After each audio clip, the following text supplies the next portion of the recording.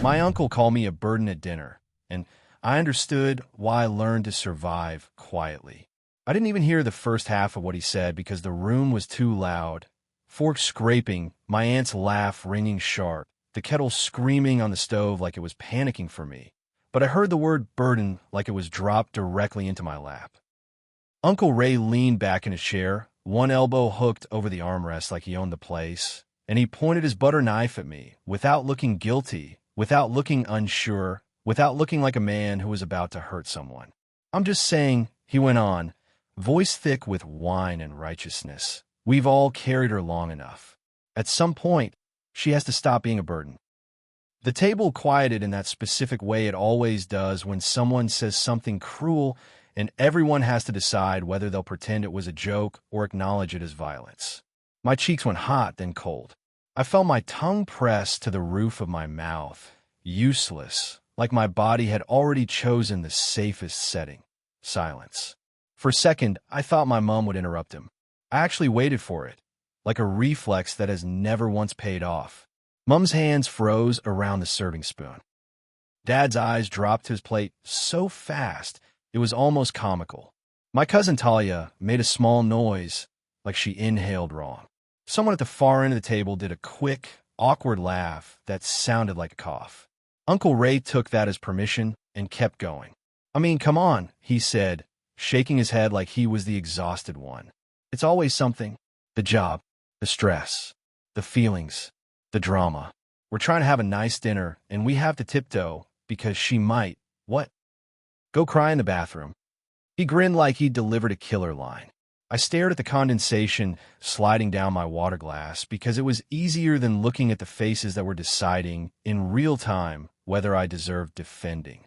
My hands were under the table, fingers locked so tight my knuckles hurt. And the worst part wasn't even the word. It was how familiar the room felt as it rearranged itself around his cruelty, everyone leaning away from discomfort, leaving me to hold it. It was a Wednesday night, technically just dinner, but in my family, just dinner is code for we're going to perform being close, and if you don't play your part, you'll pay for it. Mom had texted in the afternoon, "Ray and Denise are coming over. Don't be late." "No, are you feeling up to it?" "No, do you want to join?" Just an instruction, like my presence was both required and resented. I've been living back at home for 6 months after a messy breakup and a job contract that ended at the worst possible time. I paid rent. I did groceries. I drove Grandma to appointments when Mom couldn't. I cleaned the kitchen without being asked because I'd rather do the work than listen to the sighs. I told myself I was contributing, that I was earning my place, that I wasn't taking. But families like mine don't measure you by what you do. They measure you by how easy you are to have around. And I had become inconvenient. Uncle Ray has never liked me. He's the kind of man who speaks like his opinions are public service announcements and thinks being blunt makes him brave. He's my mom's brother, which means he feels entitled to comment on our lives as if he's a shareholder. Growing up, he'd pat my head at Christmas and ask, still sensitive, like it was my name. If I was quiet, he'd call me sulky. If I spoke up, he'd call me dramatic. And everyone laughed along because it was easier than making him stop. That night, Mom had cooked roast chicken and potatoes, the kind of meal she makes when she wants to prove something. The table was set with the good placemats.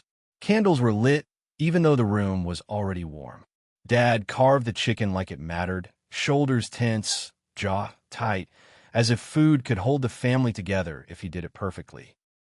I'd helped Mom in the kitchen earlier, not because she asked, but because I've learned that being useful is safer than being noticed. The smells were comforting in a way that almost tricked me into relaxing.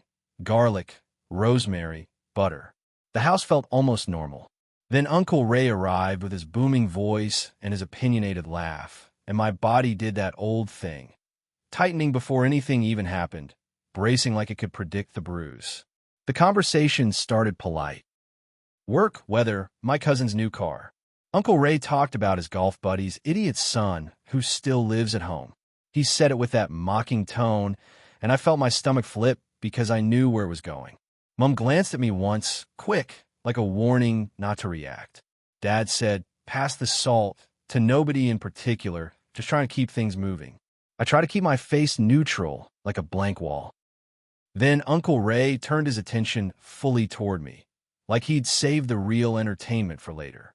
"So," he said, cutting into his chicken, "what's the plan now?" "Still figuring yourself out." He said it with a smirk, like I was a teenager in a phase. I opened my mouth to answer, something polite, something small, but Mum beat me to it. "She's looking," Mum said, voice bright, too bright. "It's tough out there." Uncle Ray didn't even look at her. He hummed, eyes on me. "And you're paying your way? Or is your mother doing her usual rescuing?" Mum's smile twitched. Dad's fork paused midair. I felt the heat crawl up my neck. "I pay rent," I said quietly. My voice sounded thinner than I wanted. Uncle Ray laughed. "Rent," he repeated, like the concept was adorable. "A little rent doesn't cover the emotional cost, love." He leaned back, chewing slowly. "You know what drains people? Constant negativity. Always having to manage someone else's feelings." That was the moment the dinner shifted. You could feel it like a hinge squeaking, because now it wasn't about rent or work. It was about me being too much. I swallowed and tried to keep my breathing normal. "I'm not asking anyone to manage my feelings," I said. Uncle Ray lifted his brows. "Oh," he said, "so all those tears, all those walkouts, all those I need space moments, those are just what? A hobby?" My cousin Talia stared down at her plate like she wished she could disappear through it. My Aunt Denise did the thing she always does, soft smile, eyes flicking away, like she was already choosing silence. Mum's face tightened, but she didn't interrupt. Dad stared hard at his chicken like he could cut his way out of the conversation. And then Uncle Ray said the word, "Burden." When he said it, I felt my body do something strange. Not explode, not crumble, just recognize. Like a part of me had been waiting for someone to say it outright, because it was the word that had always lived underneath everything else. Burden. The reason I learned to shrink. The reason I became easy. The reason my survival strategy has always been quiet compliance. If I take up less space, maybe they won't resent my existence. I could feel the urge to do what I always do. Laugh lightly, deflect, apologize for making anyone uncomfortable. My mouth actually started shaping the beginning of a smile, the automatic mask. But then I saw Mum's face, still blank, still silent, and something in me stopped cooperating. I set my fork down carefully. The clink was louder than it should have been. "I'm sitting right here," I said, and my voice was calm enough to scare me. Uncle Ray blinked, amused. "Yes, you are," he said. "That's the problem." A couple of people gave those little breathy laughs again, the nervous kind. My brother, Liam, who'd been scrolling on his phone at the end of the table, looked up and smirked like he'd just been handed a show. Uncle Ray's on one. He muttered, not quite under his breath. I looked at Mum. "Are you going to say something?" I asked. Mum's eyes flicked to mine, sharp with panic. Not because I was hurting, because I was making it visible. "Don't do this," she said quietly, like she was warning me not to embarrass her. That sentence landed like a slap. "Don't do this." "Not, are you okay?" "Not, Ray, stop. Just don't disrupt the performance." Uncle Ray's grin widened. "See," he said, pointing his knife again. "This, the drama. Always. Your mother can't even have one dinner without you making it about your feelings." My heart pounded hard. I could feel it in my fingertips. I wanted to stand up and leave, but I also wanted, desperately, childishly, for someone to step in. For Dad to say, "Enough." For Mum to finally pick me. For Grandma, who wasn't even there tonight because she was tired, to not be the only person who ever saw me clearly. Instead, Dad stood up. For half a second, I thought he was going to do it. I thought he was finally going to choose me out loud. But he just picked up his plate and walked to the sink. No words. No eye contact. Not even a glance at Uncle Ray. He moved like a man trying to escape a fire without admitting the house was burning. He turned the tap on and started rinsing his plate, shoulders stiff. The sound of running water filled the room like a curtain being drawn. That's when I understood the deeper truth of why I learned to survive quietly. Because the people who should have protected me taught me, again and again, that quiet is safer than asking for help that won't come. I could feel my throat tighten. The urge to cry rose like nausea. Crying would prove Uncle Ray right. Crying would give everyone the excuse to roll their eyes and call me sensitive. So I did what I've always done. I swallowed it so hard it hurt. I'm not making anything about me, I said, forcing the words out gently. You call me a burden. That's not okay. Uncle Ray shrugged, like I'd complained about the temperature.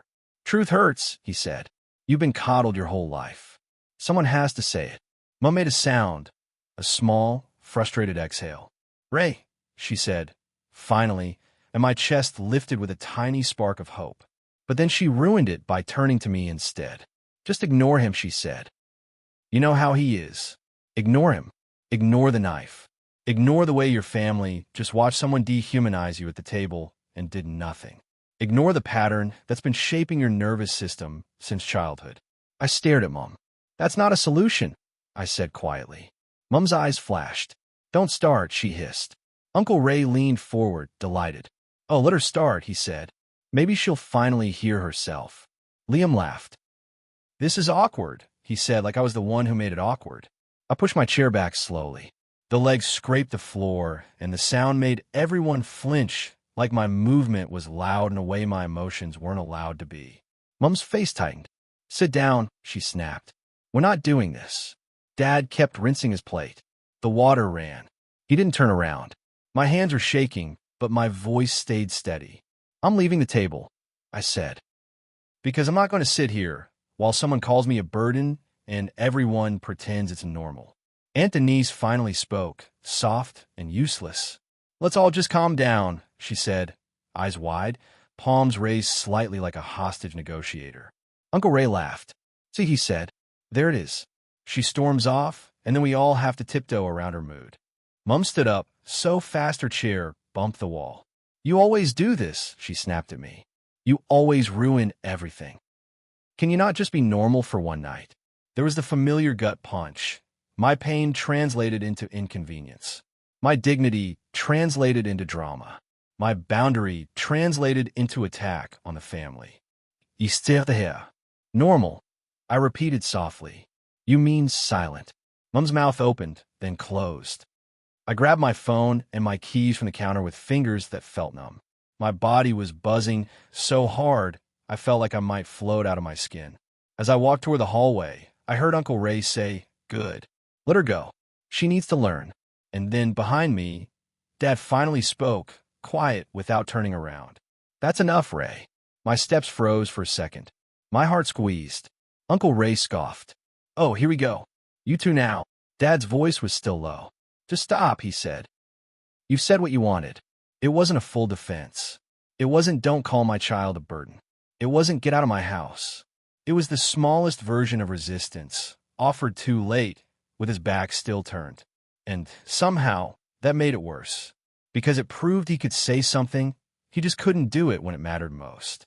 I walked out anyway. Outside, the night air hit my face like cold water. The porch light buzzed. Somewhere down the street, a dog barked. My hand shook as I unlocked my car. I sat behind the wheel and just breathed for a few seconds, staring at the dark windshield. My eyes burned, but the tears still wouldn't come. My body was still in survival mode. Don't cry, don't scream, don't become the story they tell about you. My phone buzzed immediately. Mom. I didn't answer. It buzzed again. Then a message. Come back inside. You're embarrassing us. Not. Are you okay? Not. I'm sorry. Not. That was wrong. Just embarrassing. I put my phone face down on the passenger seat and drove. I ended up in a supermarket car parked 10 minutes away because it was bright and empty and anonymous. I parked under a floodlight and sat there with my hands on the steering wheel like I didn't trust myself to move yet. My chest hurt like there was a bruise spreading under my ribs. Finally, the tears came, not dramatic, not loud, just hot and steady, sliding down my face while I stared at the steering wheel. The kind of crying you do when you're not trying to make a point. You're just leaking. I thought about being 7 and learning that if I cried, Mom got angry. Not comforting angry, annoyed angry. Stop it, she'd hiss, eyes scanning for witnesses. People will think I'm a bad mother.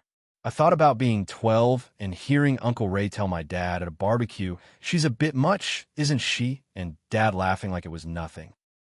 I thought about being 15 and writing long diary entries because writing was the only place I could exist without being corrected. I thought about being 19 and having a panic attack in my car, calling Dad, and him not answering because he was busy. I thought about how I learned to survive, not by being held, but by becoming unnoticeable. My phone buzzed again. This time it was a text from Talia. "I'm so sorry." I didn't know what to do. That message cracked something in me because it was honest. It didn't pretend. It didn't minimize. It didn't call me dramatic. It was the first human sentence I'd received all night. I typed back with shaking thumbs. "Thank you." I didn't know either. A minute later, another text from Dad. "Where are you?" I stared at it. My throat tightened again. I wanted to reply with something sharp, something punishing. "In a car park because your brother called me a burden and you let him." But the truth was, I didn't want to punish Dad. I wanted him to see me. I wrote, "I'm safe. I needed to leave." He replied, "I'm sorry." Just that. 2 words. It should have felt good. It didn't. It felt like an IOU that might never be paid. When I eventually drove home, because I don't actually have another place to go right now, which is its own humiliation, I parked a few houses down and walked back quietly like a teenager sneaking in. The house was still loud. I could hear Uncle Ray laughing through the wall. It made my skin crawl. I went in through the side door and headed straight for my room. Mom intercepted me in the hallway, face flushed, eyes hard. "What is wrong with you?" she hissed. My body instinctively curled inward. Old reflex. Shrink. Apologize. Smooth. But I didn't. I just looked at her. Mom's voice sharpened. "You made everyone uncomfortable." Ray was joking. "He called me a burden," I said quietly. Mom threw her hands up. "Oh my God, I didn't mean it like that." "How else do you mean burden?" I asked, and my voice was calm enough to scare both of us. Mom's eyes flicked, defensive. "You always twist things," she snapped. "You always look for the worst interpretation. That's why people don't know how to talk to you." There it was again, the pattern where the harm becomes my misunderstanding. I felt my throat tighten, but I forced myself to stay steady. "People know how to talk to me," I said. "They just don't want to talk to me with respect." Mom stared at me like I'd spoken a foreign language. Then she said the sentence that always ends these conversations. "I can't do this with you." And she walked away. I stood in the hallway for a moment, heart pounding, and realized something bleak. Mom would rather lose me than lose her image of the family. Because if she admits Uncle Ray was cruel, she has to admit she let it happen. She has to admit her silence was a choice. And she can't tolerate that. In my room, I sat on the edge of the bed and stared at the wall while the noise of dinner continued downstairs like nothing happened. Laughter rose. Plates clinked. Someone turned on music. The family machine repairing itself by erasing the problem. Me. A soft knock came at my door. I wiped my face quickly, embarrassed even alone. Dad opened the door just a crack. He looked smaller than usual, like the whole evening had folded him inward. He didn't come all the way in, as if he didn't feel entitled. "Hey," he said quietly. I nodded. My throat hurt too much to speak. Dad swallowed. "I shouldn't have let him talk to you like that," he said. I stared at him, and the anger I'd been holding back flared, sharp. "You didn't," I said. "You left me there." Dad flinched, eyes dropping. "I froze," he admitted. "I didn't know how to stop it without it becoming a fight." "It was already a fight," I said, voice trembling now. "It was just a fight where I was the only one bleeding." Dad's jaw worked like he was chewing something bitter. "You're right," he said, and the words sounded heavy in his mouth. "You're right." Silence stretched between us. Downstairs, Uncle Ray laughed again, loud and pleased. The sound made my stomach twist. Dad's voice got rough. "Ray thinks he can say anything," he said. "And your mother, she just wants the night to feel nice." "And what do you want?" I asked quietly. Dad looked at me then, really looked, and his eyes were tired. "I want you to feel safe here," he said. "I don't know how we got to a point where you don't." The question hurt because I could answer it easily, and I didn't want to. "You got here because every time you didn't defend me, you taught me I didn't deserve defense." I swallowed hard. "I learned a long time ago that being quiet was safer," I said, "because when I spoke up, it got worse." Dad's face tightened, and for a second it looked like he might cry. He didn't. He just nodded slowly like he was finally hearing something he'd avoided for years. "I'm sorry," he said again. "I can't change what happened tonight, but I can make sure it doesn't happen again." I wanted to believe him. God, I wanted to.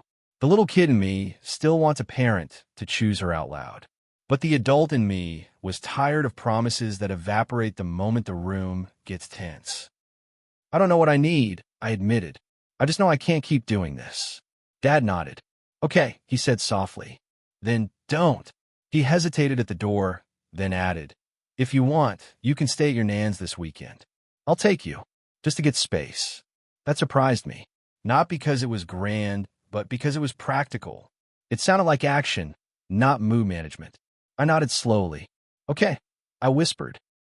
Dad lingered one more second, like he wanted to say something else, then left quietly. I lay back on my bed and stared at the ceiling.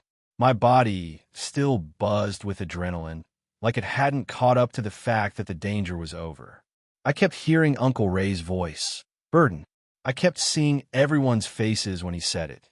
The way they chose comfort, the way they chose silence, the way they left me holding the word alone. And in that exhausted, shaky aftermath, the real understanding settled in. Not as a dramatic revelation, just as a sad, plain truth. I didn't learn to survive quietly because I was naturally calm. I learned it because being loud never saved me. I learned it because my family treats my needs like an interruption. I learned it because adults watched me get hurt and called it joking or being honest or not a big deal. I learned it because love in my house was conditional on being easy to love. Uncle Ray called me a burden at dinner, and that word didn't create the wound. It just named it. And now that it's named, I don't know how to unknow it.